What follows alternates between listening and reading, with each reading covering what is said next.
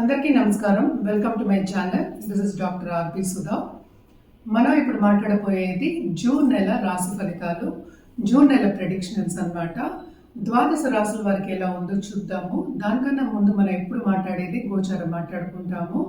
So గోచార రీత్యా ఎక్కడెక్కడ ఏ హౌసెస్లో, ఏ భావంలో, ఏ రాశుల్లో ప్లానెట్స్ ఉన్నాయో చూద్దాము. ఫస్ట్ మనం మాట్లాడుకోబోయేది శని ఏమో ప్రస్తుతం మనకు తెలుసు మీనంలో ఉన్నారు. ఏళ్ళనాటి శని అనేది మనకి మేషరాశి వాళ్ళకి మొదలైంది. అలాగే మీనరాశి వాళ్ళకి రెండో ఘట్టంలో ఉంది, కుంభరాశి వాళ్ళకి లాస్ట్ ఘట్టంలో ఉంది. అలాగే కుంభరాశిలో మనకేమో రాహు ఉన్నారు, సింహరాశిలో ఏమో మనకి కేతు ఉన్నారనమాట. అండ్ మేజర్ మూమెంట్స్ కూడా ఉన్నాయి. సో ఫస్ట్ అది మాట్లాడుకుందాము. వీనస్, శుక్రుడేమో మనకి తెలుసు మేషంలో ఉన్నారు, మే ఎండ్కి వచ్చారు. జూన్ ఎండ్కి 29th జూన్కి ఏమో ఆయనేమో వృషభానికి వెళ్తున్నారు. వృషభంలో ప్రస్తుతం సన్ అండ్ మెర్కురీ ఉన్నారు. మెర్కురీ ఏమో 7th 6th జూన్ అలాగేమో జెమినైకి వెళ్తున్నారు, అంటే మిథునానికి వెళ్తున్నారు. తర్వాత 22nd జూన్కి ఏమో కర్కాటకానికి వెళ్తున్నారు అనమాట. కర్కాటకంలో ప్రస్తుతం మనకి మార్స్ డెబిలిటేషన్ స్టేట్లో ఉన్నారు. సో డెబిలిటేషన్ స్టేట్ నుంచి ఆయన బయటకు వస్తున్నారు 7th జూన్ అనమాట. అలాగే మనకి తెలుసు చంద్రుడు 2 రోజులకు ఒకసారి మారుతూ ఉంటారు. సన్ ఏమో మనకి జూన్ 15కి మిథునానికి వెళ్తున్నారు. సో మిథునంలో ఆల్రెడీ మనకి తెలుసు జూపిటర్ ఉన్నారు, అంటే గురువు ఉన్నారనమాట, మేజర్ గ్రహం. సో ఇది గ్రహస్థితి మనకి జూన్లో ఉన్నది. మేజర్ మూమెంట్స్ ఏంటంటే మనకి శుక్రుడు మూమెంట్ ఉంది, ఎందుకంటే ఆయన వృషభానికి వెళ్తున్నారు అనమాట ఎండ్ మనకి జూన్ ఎండ్కి. అలాగే ఏంటంటే మెర్కురీ మూమెంట్ కూడా ఉందన్నమాట, అలాగే సన్ మూమెంట్ కూడా ఉంది. జనరల్గా ఎప్పుడు మనం పరిహారాలు చెప్పినప్పుడు మనం ఏంటంటే నవగ్రహ స్తోత్రాలు అలాగే నవగ్రహ పూజలు చేయమని చెప్తాము. అది లేని పక్షాన్ని ఏంటంటే నవగ్రహం చుట్టూ ప్రదక్షిణ చేయడం వెరీ వెరీ ఇంపార్టెంట్. అంటే ఒక 9 times కానీ, 11 times కానీ, 54 times కానీ, లేకపోతే 108 times కానీ చేయొచ్చు. సో నిత్య పూజలు చేసే వాళ్ళకి ఎప్పుడైనా సరే పాజిటివిటీ అనేది ఎక్కువ ఉంటుంది.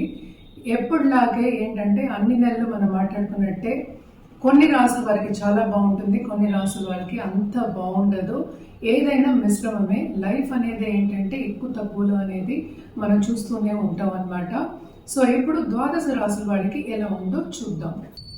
ఇప్పుడు మనం మాట్లాడుకోబోయేది ధనురాశి వాళ్ళ గురించి. ధనురాశి వాళ్ళకి అప్స్ అండ్ డౌన్స్ అనేది చాలా అంటే బ్యాలెన్స్ అవుతుంది అని చెప్పచ్చు. ఎందుకంటే మనకి ఈ రాశికి అధిపతి జూపిటర్ 7th హౌస్లోనే ఉన్నారు, ఈ రాశిని చూస్తున్నారు. సో అదొక పెద్ద బ్లెస్సింగ్. సో తప్పక ధార్మిక కార్యక్రమాల్లో పాల్గొంటారు, అలాగే ఖర్చు పెట్టడం కూడా జరుగుతుందన్నమాట. అదొకటి కాకుండా మనకి 6th ఏంటంటే బుధ అతిథి యోగం అనేది జరుగుతోంది. అండ్ ఆల్సో మార్స్ కూడా 8th ఉన్నారనమాట. 8th నుంచి 9th వెళ్ళినప్పుడు అంటే జూన్ 7th తర్వాత వీళ్ళకి కొంతవరకు ఏంటంటే బాగుంటుంది. ఏంటంటే ఇప్పుడు ప్రస్తుతం ఎక్స్పెన్సెస్ అని చాలా ఎక్కువ అనిపిస్తున్నాయి. And 2nd and 3rd lord also 4th ఉన్నారు. అండ్ ఆల్సో మనం చూసాము అంటే 7th లార్డ్ 6th ఉండడం అనేది కూడా జరిగిందనమాట. అలాగే 11th లార్డ్ 5th ఉన్నారు, అది చాలా మంచి సంచారము. సో తప్పక పై చదువులు చదువుకునే వాళ్ళు కానీ, లేకపోతే నాలెడ్జ్ గెయినింగ్లో ఉండేవాళ్ళు కానీ, ఇన్వెస్ట్మెంట్ రంగంలో ఉండేవాళ్ళు కానీ, అండ్ ఆల్సో ఏంటంటే సైంటిస్ట్ ఇలాంటి వాళ్ళు మంచి మంచి పొజిషన్లో ఉన్నవాళ్ళు కానీ, సిఇఓ పొజిషన్లో ఉన్నవాళ్ళు కానీ second half of this month చాలా బాగుంటుంది అని చెప్పబడుతోంది. అండ్ ఆల్సో మనం చూసాము అంటే టీచర్స్కి కానీ, లేకపోతే స్కూల్స్ కానీ, స్కూల్స్ నడిపే వాళ్ళకి కానీ, నాలెడ్జ్ బేస్లో ఉన్న వాళ్ళకి, పెద్ద పెద్ద ఇన్స్టిట్యూషన్స్ నడిపే వాళ్ళకి కానీ second half of this month చాలా బాగుంటుంది అనమాట. ఎందుకంటే సన్ కూడా చేరుతున్నారు, అంటే మనకి జూన్ 15కి మనకి మిథునానికి వెళ్తున్నారు అనమాట. సో 7th ఉంటారు కనుక తప్పక గవర్నమెంట్తో పని చేయించుకోవాలన్న వాళ్ళందరికీ చాలా బ్రహ్మాండంగా ఉంటుంది. అలాగే గవర్నమెంట్ ఉద్యోగులకు కూడా చాలా బాగుంటుంది, మంచి మంచి పథకాలు వస్తాయి. అండ్ ఆల్సో వాళ్ళకి ఏంటంటే ముందుకి వెళ్ళే, వాళ్ళు చేసే పనిలో ముందుకు వెళ్ళే ఛాన్సెస్ ఎక్కువ కనిపిస్తున్నాయి అన్నమాట. ప్రమోషన్ సూచనలు అలాగే ఇంక్రిమెంట్ సూచనలు కూడా కనిపిస్తున్నాయి అన్నమాట. అండ్ ఆల్సో మనం చూసాము అంటే ఇప్పుడు బుధుడు కూడా 6వ ఇంట్లో ఉన్నారు, అంటే 7th and 10th లార్డ్ అయ్యాడు. కొంతవరకు స్టార్టింగ్ ఆఫ్ దిస్ మంత్ చాలా ప్రాబ్లమాటిక్గానే ఉంటుంది. తర్వాత ఏంటంటే కొంతవరకు కెరియర్లో కూడా బాగుంటుందన్నమాట. అందుకనే ముందే నేను చెప్పింది ఏంటంటే అప్స్ అండ్ డౌన్స్ అనేది అన్ని రంగాల్లోనూ కనిపిస్తున్నాయి. కుటుంబ పరిస్థితి మాత్రం చాలా బాగుంటుంది. కుటుంబ status second half of this month increase అవుతుంది. ఫైనాన్షియల్ స్టేటస్ కూడా ఇంక్రీజ్ అవుతుంది. సేవింగ్స్ అనేవి కూడా ఇంక్రీజ్ అవుతాయి. తప్పక వీళ్ళు ఏంటంటే ధర్మక్షేత్రాలు సందర్శించుకుంటారు, అలాగే శుభకార్యాల్లో పాల్గొంటారు. అందరితోనూ సన్నిహితంగా ఉండడం అనేది second half of this month వస్తుందన్నమాట.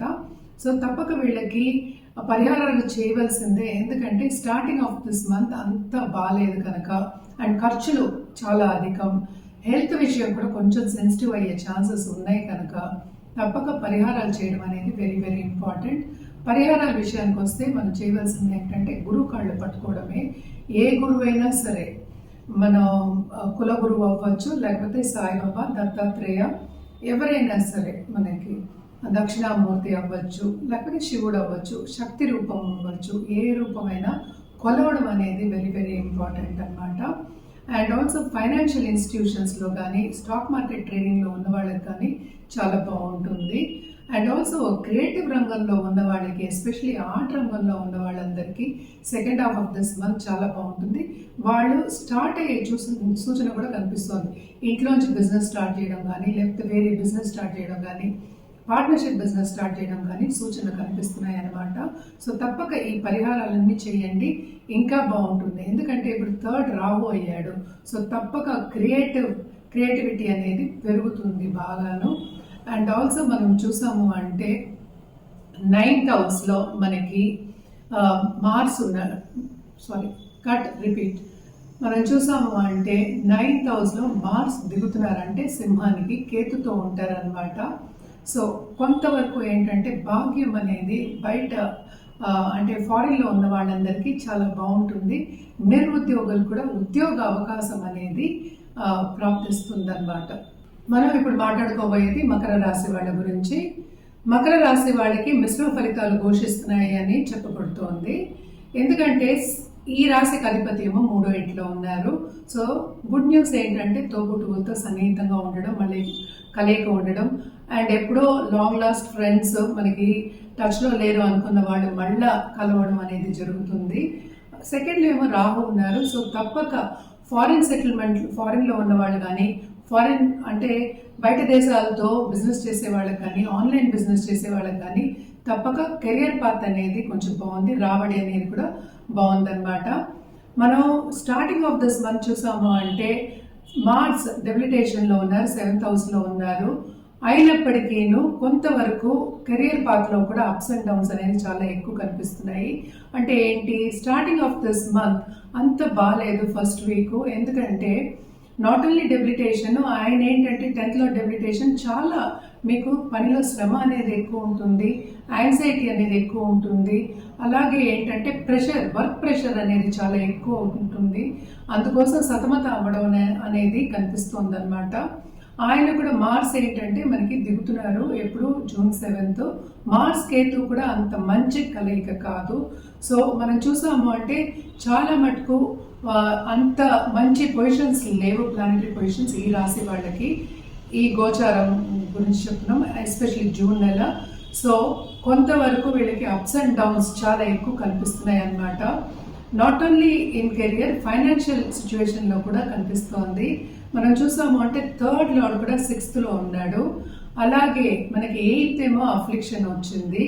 అండ్ ఆల్సో మనం చూసామంటే 10th లార్డ్ ఇప్పటి వరకు ప్రస్తుతం 4th లో ఉన్నారు, ఆయన 5th హౌస్కి వెళ్తారు. సో తప్పక లక్ అనేది కొంచెం తక్కువ అనిపిస్తుంది అనమాట. అండ్ ఆల్సో 11th లార్డ్ ఏమో మనం చూసాము అంటే 8th లోకి వెళ్తున్నారు. సో తప్పక ఏంటంటే ప్రాపర్టీ ఇష్యూస్ రావడం కానీ, డబ్బు దూపురా ఖర్చు అవ్వడం కానీ, అలాగే హెల్త్ విషయం మీద చాలా ఖర్చు పెట్టడం కానీ జరుగుతుందన్నమాట. సో ఇంట్లో ఉన్న పెద్దవాళ్ళకి కానీ, పిల్లలకు కానీ హెల్త్ పరంగా కొన్ని ప్రాబ్లమ్స్ వచ్చే ఛాన్సెస్ ఉన్నాయన్నమాట. అలాగే 2nd రాహు ఉన్నాడు కనుక ఫైనాన్షియల్ స్టేటస్ అనేది స్టేబుల్గా ఉండదు, అప్స్ అండ్ డౌన్స్ అనేవి చాలా ఎక్కువ కనిపిస్తున్నాయి ఈ నెలలో ఎస్పెషలీ.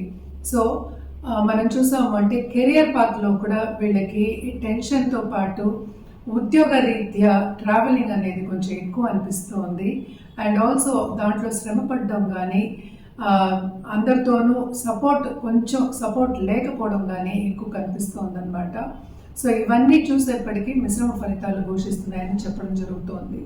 అండ్ ఆల్సో మనం చూసాము అంటే సన్ అండ్ ఆల్సో మనం చూసామంటే బుధుడు సిక్స్త్ అధిపతి ఏమో మనకేమో 5వ ఇంట్లో ఉన్నాడు. సో లక్ కూడా కొంచెం తక్కువే.